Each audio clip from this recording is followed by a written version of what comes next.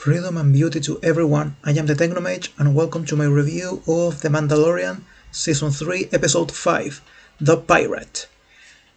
And I have to say, this one was a better episode, with we finally see the Mandalorians in action, like all of them at the same time. We had a sneak peek of what the Mandalorians are capable of in Season 1, when they helped Din Djarin and Grogu escape from Nevarro.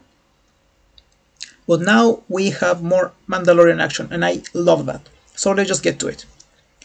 We start the episode in Nevarro, where Greef Karga is making more plans to expand the city, but the pirates that we saw the other episode are back for revenge because Greef Karga and Mando humiliated them and killed some of his men. So this pirate king begins attacking the city. So Greef Karga issues a evacuation of the city and sends a message to the New Republic for help. And that's the beginning of the episode, the pirate, as I said. So the message reaches this New Republic pilot. We may remember him from he has encountered Din Djarin a couple of times. He received the message from Greef Karga, but the problem is he doesn't have the manpower to just go and help them. So, oh, by the way, there is a Lasat in this episode. Remember Lasat? Remember Star Wars Rebels?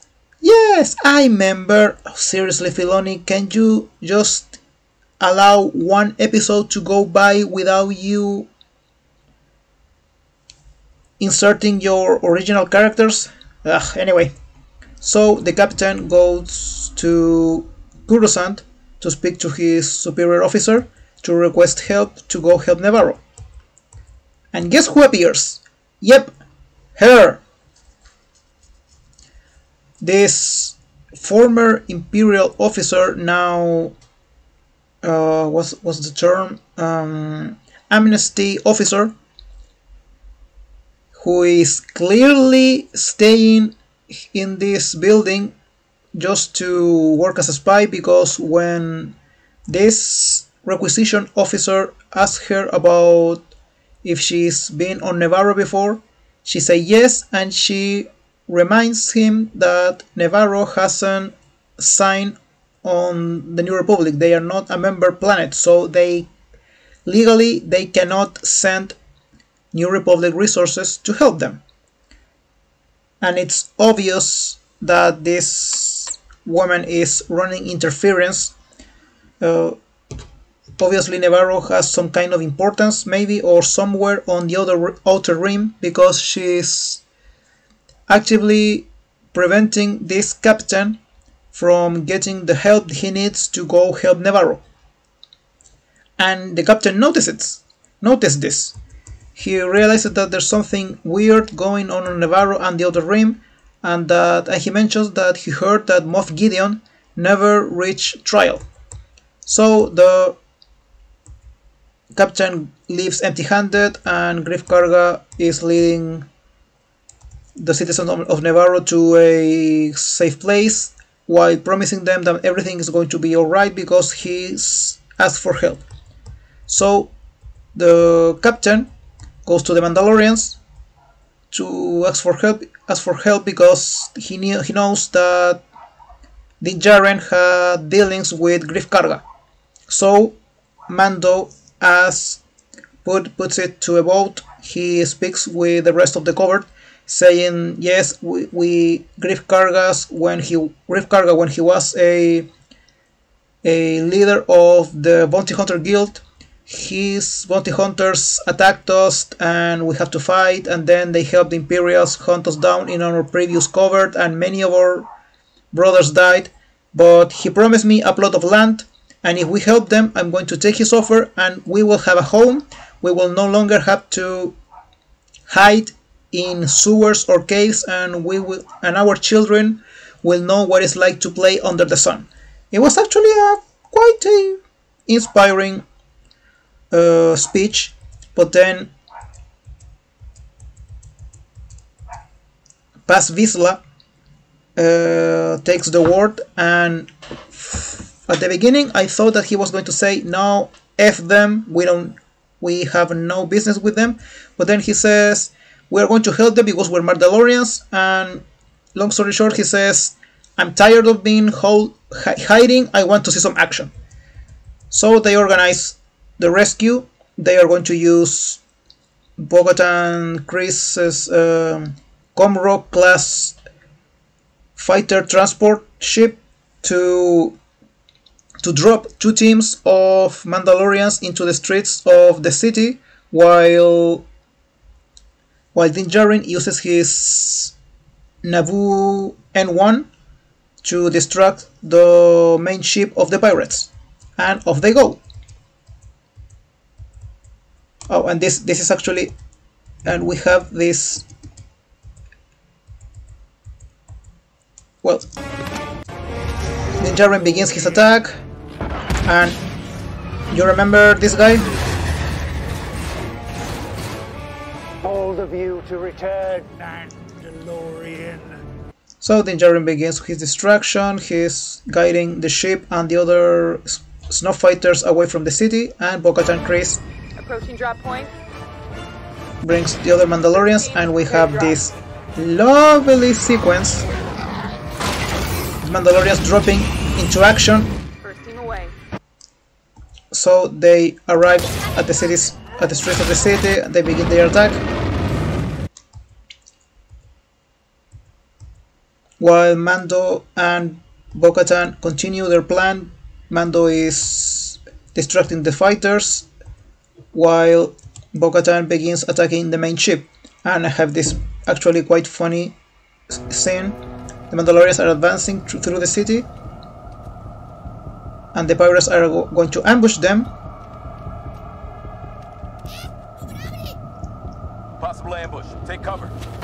And I find this funny because previously, a little earlier, these same pirates were bullying those critters, so now they get a little bit of revenge. That was funny. That was funny. So a fight begins between the Mandalorians and the pirates, but the Mandalorians get boxed in. It was an ambush, but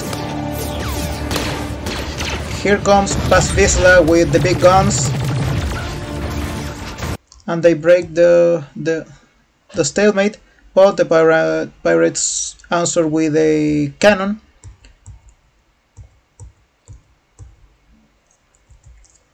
Luckily, the armorer arrives, Advance. and she clears the building, and the rest of the Mandalorians advance. And the pirates try to leave, but the citizens of Nevarro catch them at the exit of the city's exit. And the Pirate King says that he is about to lose, so he decides to start open fire on You've got to take them down. Focus on the citizens of Nevarro. fire on their last engine. On the citizens and his own men, by the way. But Din Djarin and Bo-Katan managed to destroy the last engine of the ship, and the ship goes down. And the Mandalorians are received as heroes, and Grief Karga awards them with a plot of land that they can call their own. He himself says, Welcome! No longer have a home planet. But you do now have a home. Welcome. that you may not have a home planet, but you have a home here among us. So welcome to the neighborhood. And Paz Vizsla informs Bo-Katan that the armorer wants to speak to her, and something I predicted last week actually came to happen. The armorer actually asked Bo-Katan to remove her helmet, and she tells her that you have walked both paths. You have been a non-traditional Mandalorian, and now you are a traditional Mandalorian. You know both ways. So I want you to go out there and find the other scattered Mandalorians and bring them to us, because it's time for us to retake our planet. And the fact that you saw a mythosaur in the living waters is a sign that it's time for us to come together once again and reclaim our former glory. And so she informs the rest of the clan that Bo-Katan is going to go out, as I said, go out there and fight the scattered Mandalorians. And then we come to this little sequence at the end. We see the rebel captain going on patrol, and he finds this derelict Lambda class transport that was supposed to be transporting Moff Gideon to his trial that he never reached. So he starts scanning the ship, and he discovers that the ship was attacked from the outside, and Moff Gideon's corpse is not on the remains. But his scans shows that it's a fragment of Beskar alloy. That inside the ship there is a fragment of Beskar alloy of Mandalorian steel. So they speculate that Mandalorians helped Moff Gideon escape. And that's the end of the episode. So I actually like this episode. We see the Mandalorians fighting and fighting quite well. And something that I predicted from last week, that Bo-Katan Kryze was going to be hailed as the leader of this group and of all Mandalorians, is happening. And as I said before, I don't mind, because Bo-Katan has the will, the drive to be a leader of Mandalorians. He tried to be a leader before and she failed, but she still has the desire to lead her people to a better tomorrow. And now she has to reunite all of the Mandalorians. And I think there's going to be a conflict between the Covert, the Children of the Watch, and whoever helped Moff Gideon escape. Maybe there are Mandalorian mercenaries that helped him escape. Maybe they were Imperial Mandalorians. I don't know if you watch. Probably they will be Imperial Mandalorians, because on Star Wars Rebels there were a faction of Mandalorians that sided with the Empire and helped them keep Mandalore under Imperial control during the Empire. So maybe we will see them again. I think they were created by Filoni as well. I don't remember quite well. But anyway, this was episode 5 of The Mandalorian season 3. I actually like this one. I mean, the plot is finally advancing, something that should have happened earlier. Finally the Mandalorian saying we have to reunite the scattered clans and reclaim our planet. But anyway, this is episode 5. This season is supposed to have 8 episodes, so we have 3 left. We will see how the story continues. This is the Technomage signing off. Thank you for watching. I will see you all in the next video. Goodbye.